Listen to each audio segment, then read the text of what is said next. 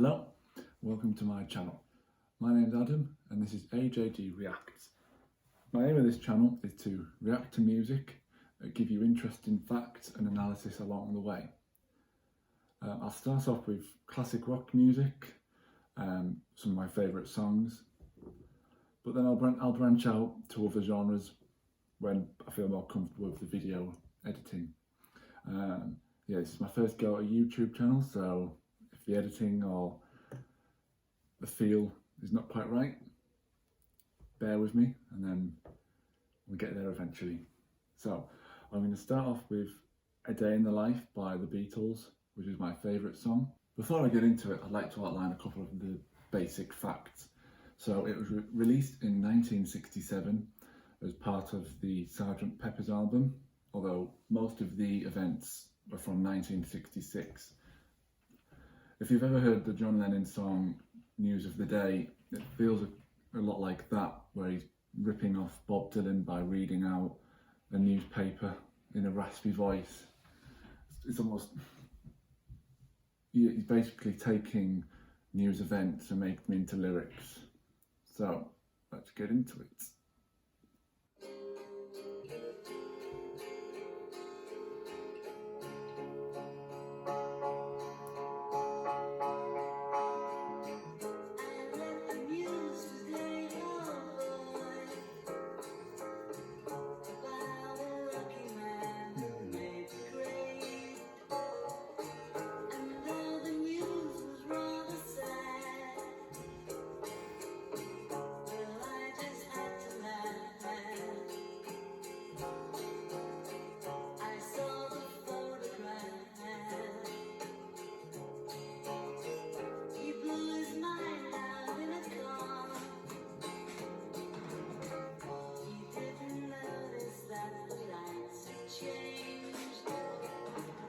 Right, so that first segment is about Tara Brown, who was friends with the Beatles and a lot of the other bands of that time, like the Rolling Stones.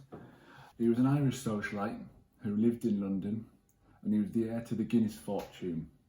He died in a car crash in 1966, which is what Lennon is referencing in this song. Clearly by the song, he missed a red light. So there was an oncoming Volkswagen and he swerved from that and hit a stationary van.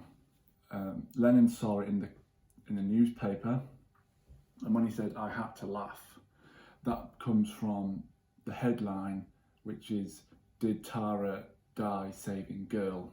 Because Suki Potier said that Tara died by swerving to save her life. And the "oh boy" comes from Buddy Holly, from the song "Oh Boy." Not an aside fact, John Lennon got the name from the Beatles from Buddy Holly and the Crickets, because he liked the double meaning of cricket, which he thought he meant cricket the sport and cricket the animal. So the Beatles is beetle the insect, and then beat as in a music beat. So that's just a bit of an extra fact.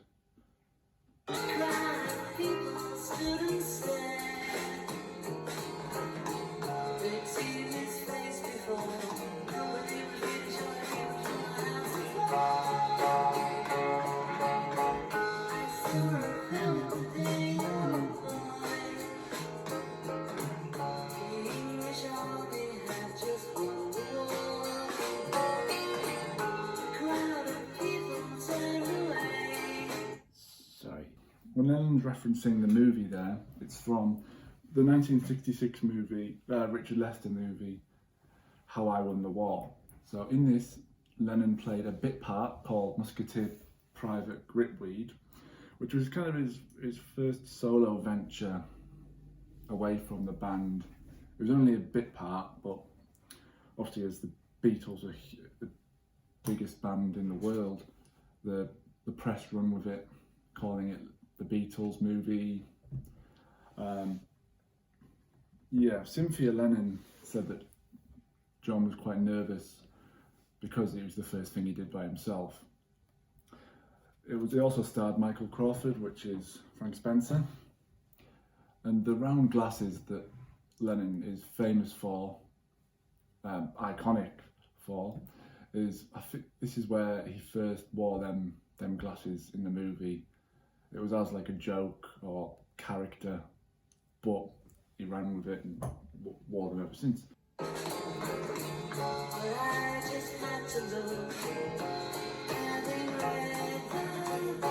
The book from the movie.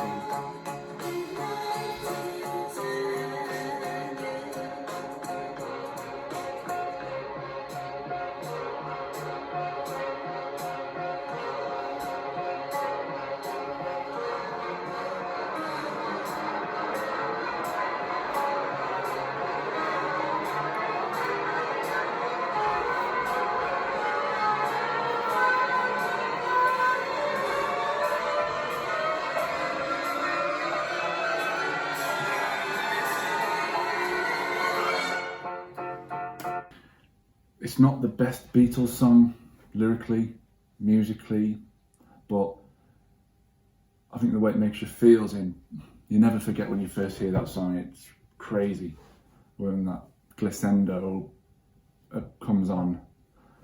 It's like a memorable aspect of the song. I mean, so McCartney wanted a 90-piece orchestra for that band, and I think it came down to about 40, but the part of the orchestra was Brian Jones, Keith Richard, Donovan, Mick Jagger, Marianne Faithfull. So it's quite an all-star band.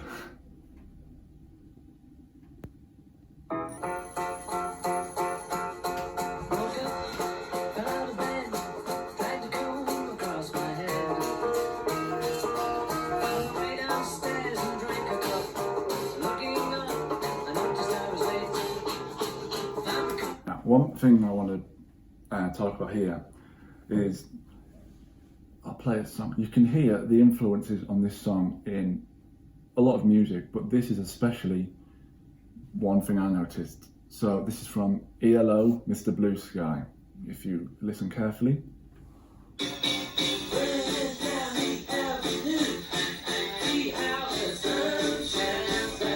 That beat, and when it goes, running down the avenue, ha, ha, ha, ha. And then it's what Lennon.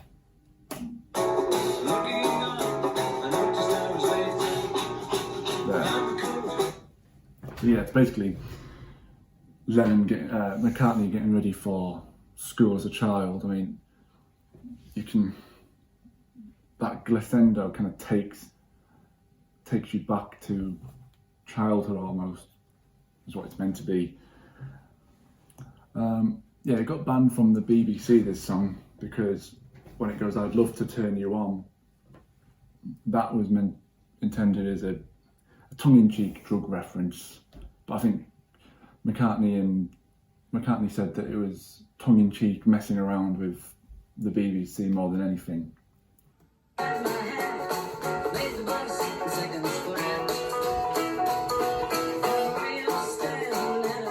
That was also a fan film.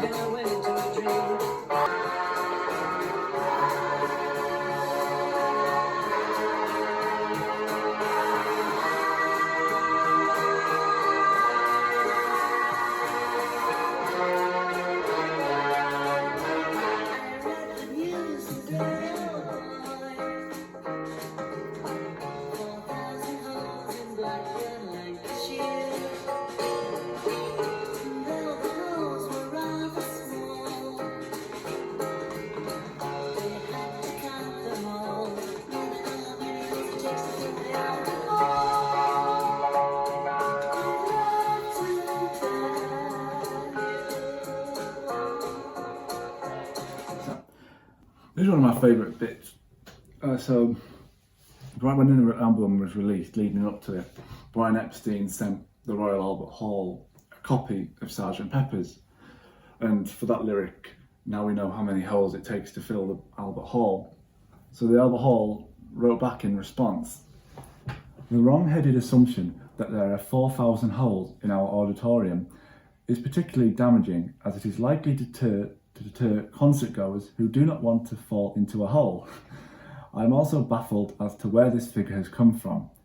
Even if you count the doorways as whole, that would still only make 32. So, yeah.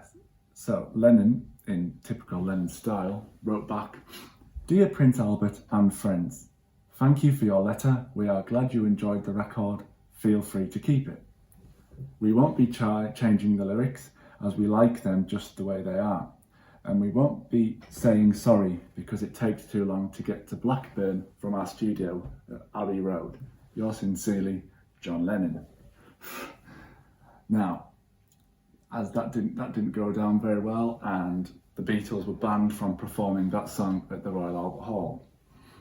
I think even playing it on the speakers was banned.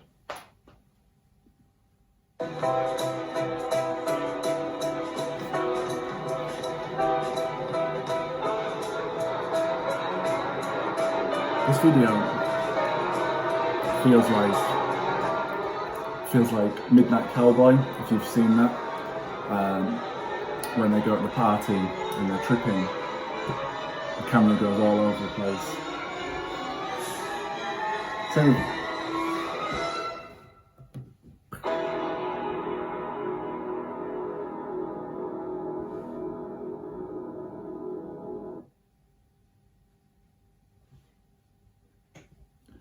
I remember the first time I heard this song was, I was into conspiracy theories. I might have been 15 at the time.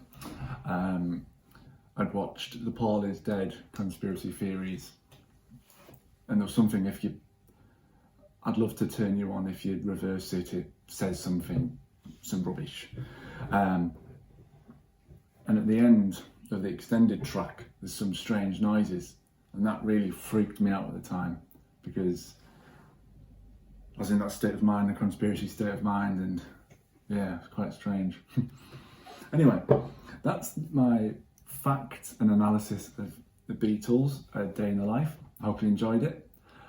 If I've missed anything out or if I've got anything wrong, feel free to let me know in the comments section. So if you like it, I'll be doing more music next. I'll be going through Pink Floyd, Simon and Garfunkel, Led Zeppelin, classic rock and folk. Yeah, so if you like it, comment and subscribe please, or if you didn't like it, unlike it. Yeah, let me know what you think, and I'll be back soon. This is AJD Reviews. Thank you for watching.